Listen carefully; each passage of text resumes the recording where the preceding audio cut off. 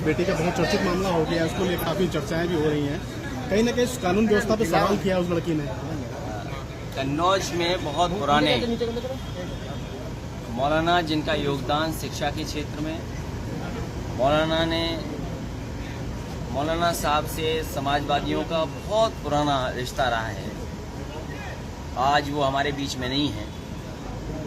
हम उनके योगदान का धन्यवाद भी देते हैं, और आज जब वो हमारे बीच में नहीं है तो उनके किए हुए कामों को उनके परिवार, उनके सहयोगी साथियों की जिम्मेदारी आगे बढ़ाना।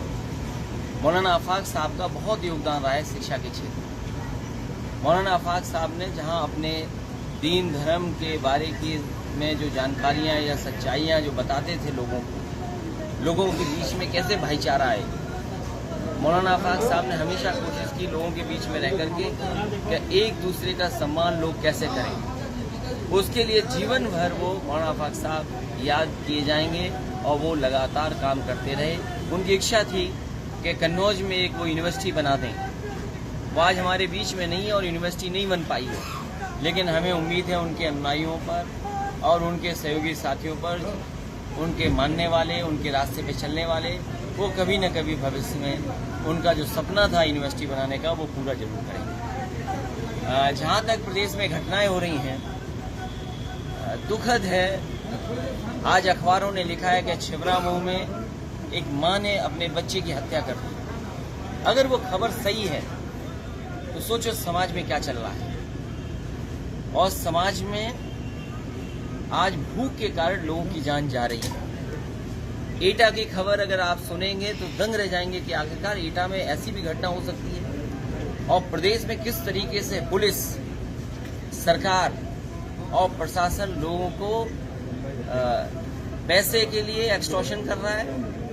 और अब तो घटना ऐसी सामने आई है कि उस बहन के साथ जिस तरीके से उसकी इज्जत पर सवाल खड़े किए हैं पुलिस के लोगों ने, और केवल इस बात को डरा करके कि तुम्हारे पति की अगर नहीं मानोगे इन बातों को लेकर के तो तुम्हारे पति की हत्या कर दी जाएगी, तुम्हारे पति का एनकाउंटर हो जाएगा। तो यही है भारतीय जनता पार्टी का असली चेहरा, कि जहां भूख से लोग मर रहे हैं। भारतीय जनता पार्टी का असली चेहरा ये है जहां बेटियों की इज्जत नहीं है, बहनों की इज्जत नहीं है। यही भारतीय जनता पार्टी का असली चेहरा है। यही जनता देख रही है, और हमें लगता है सुधार लाने में शायद सुधार लाएंगे, नहीं लाएंगे, क्योंकि घमंड ज्यादा है सरकार। उन्नाव में भी मदरसे में जय श्री राम के नारे लगवा दिए गए वहाँ पर। यही असली चेहरा है कि हमने तो जीवन भर ये पढ़ा है कि सीताराम, लेकिन ये नई परिभाषा का है इनका ज्ञान।